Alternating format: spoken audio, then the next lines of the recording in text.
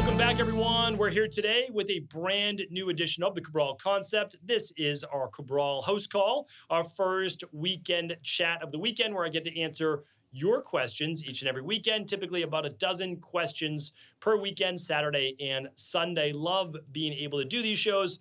Really feel like it's my best way to stay connected to the community is to really listen to what you have going on and hopefully do my best to help in any way that I can. Fun little tidbit about today's show, episode 2500. No big fireworks, no big to-dos. We just do what we do over here. And again, I'm actually pretty happy that this is falling on a weekend host call because this is what it's all about.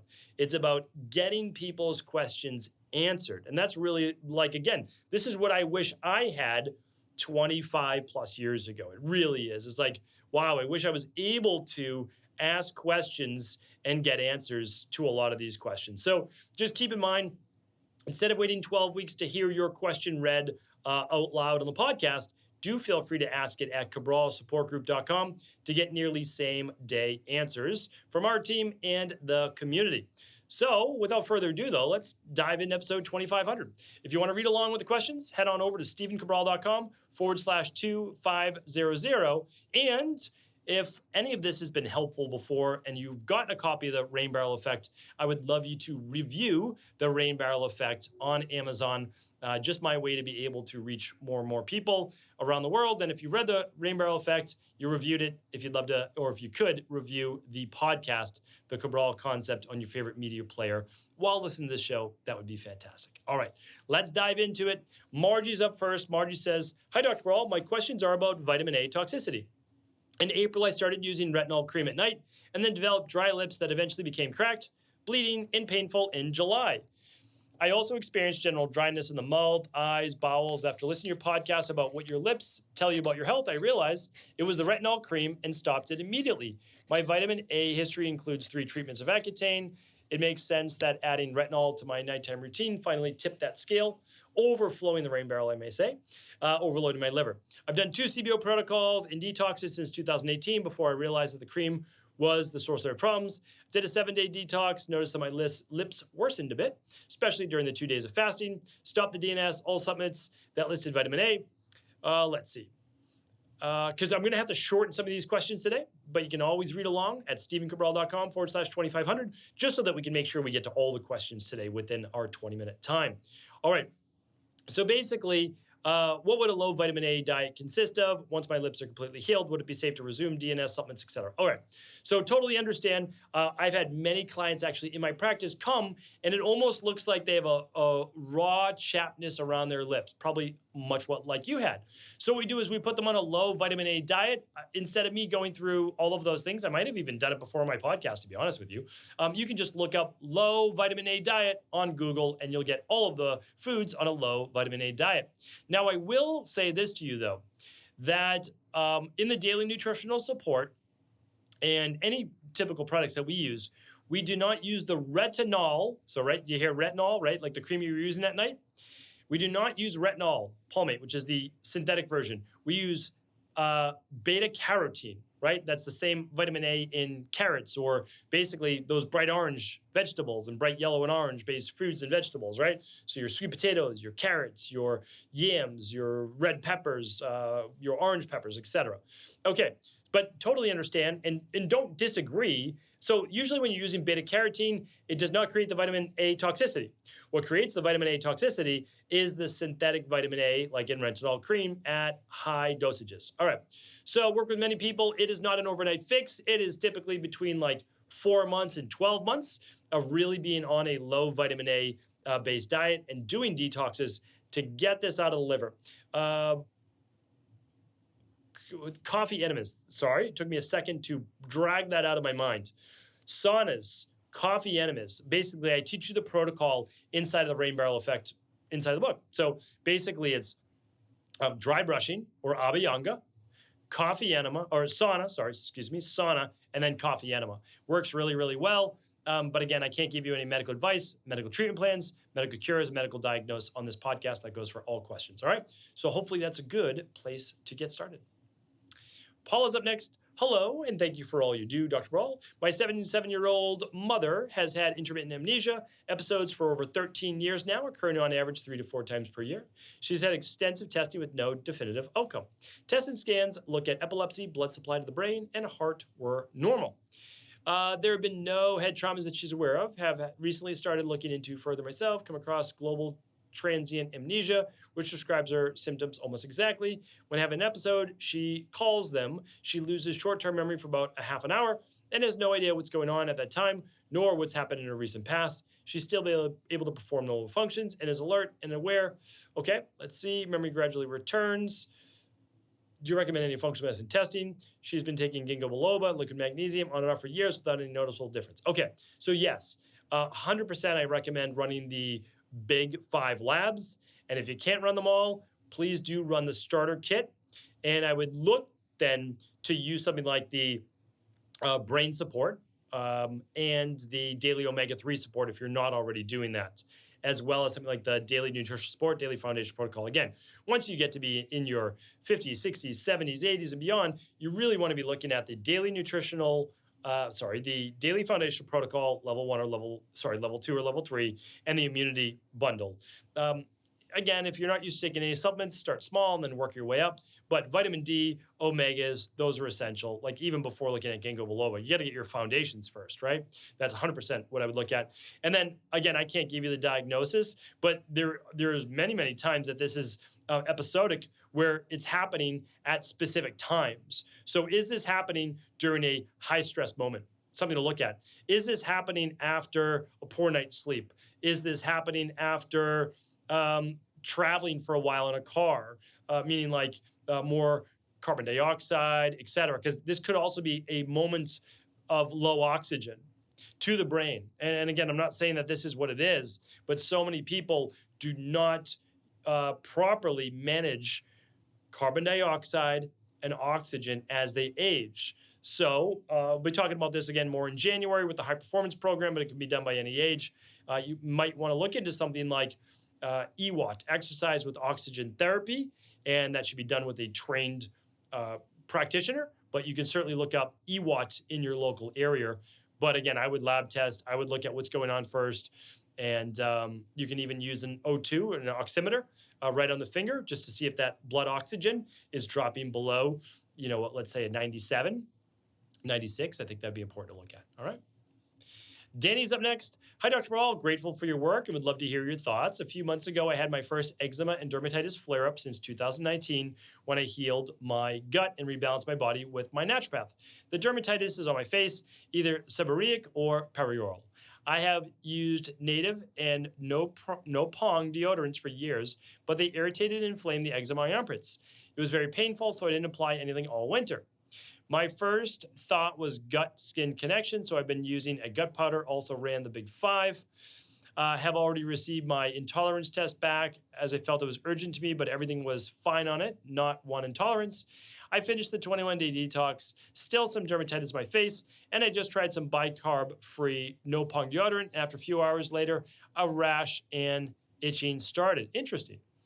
So now I'm wondering what other causes should I be looking at for this flare-up.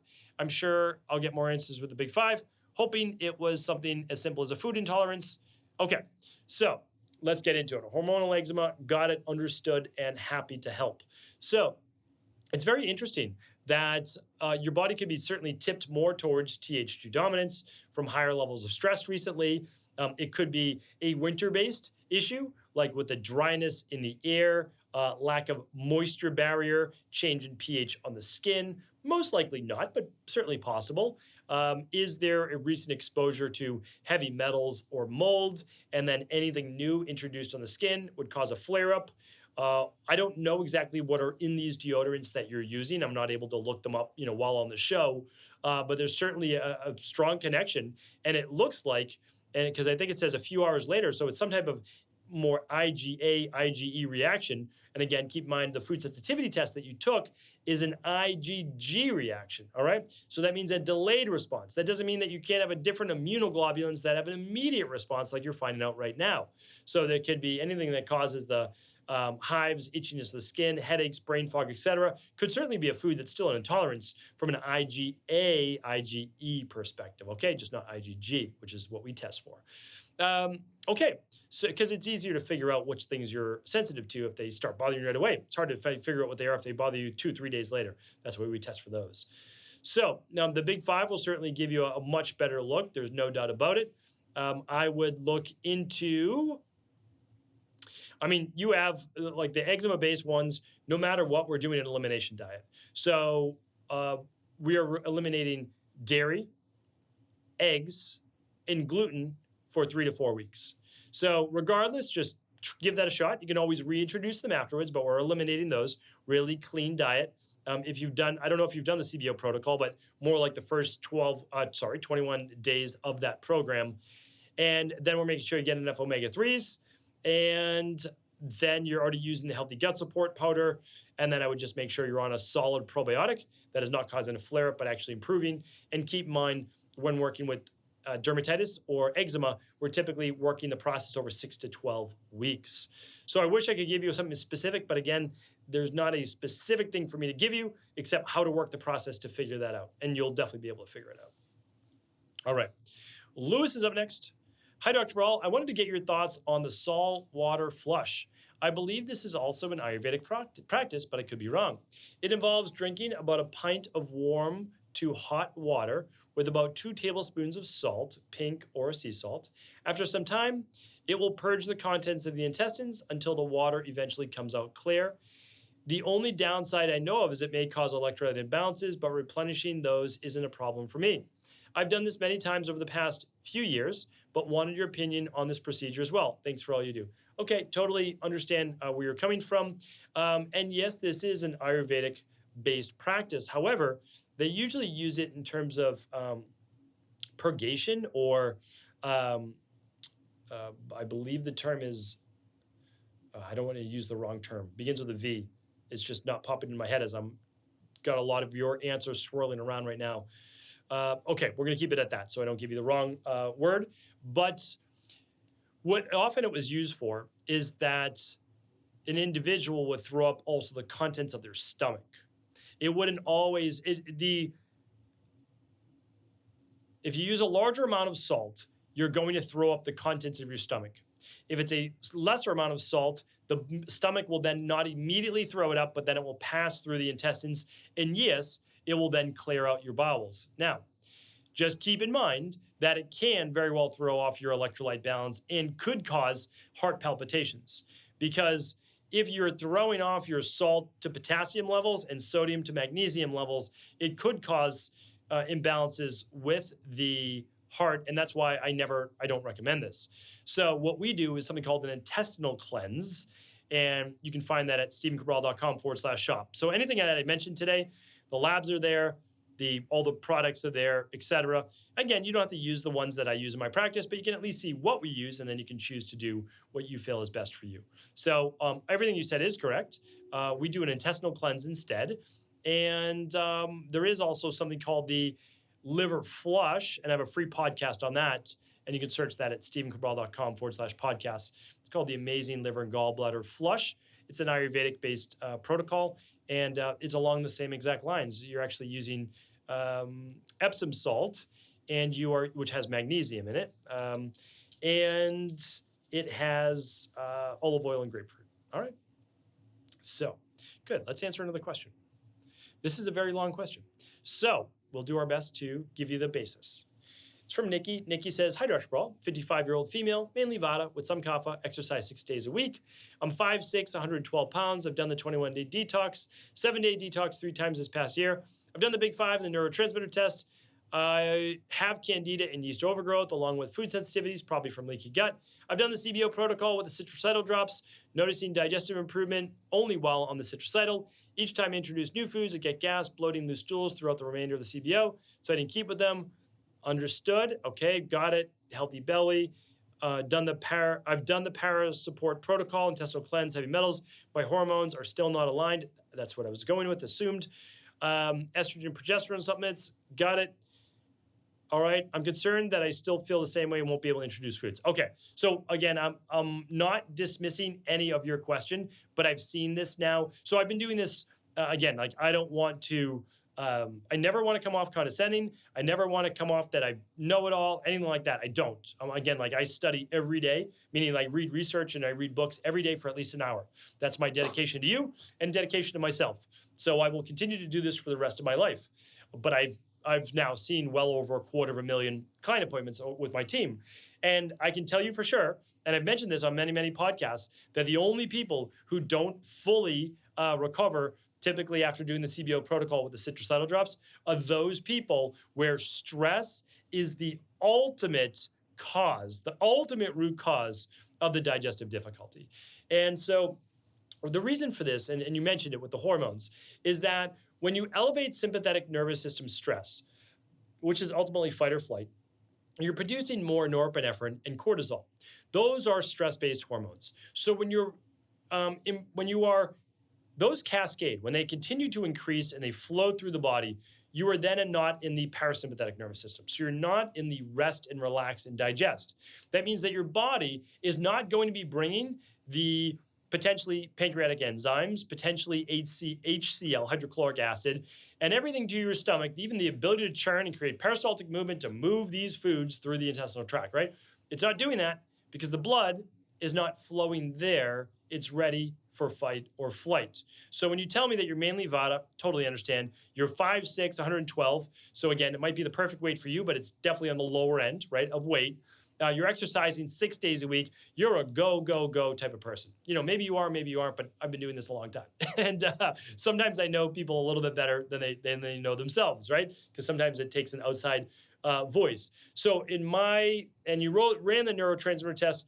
My greatest suggestion is that you don't need to overdo the protocols right now.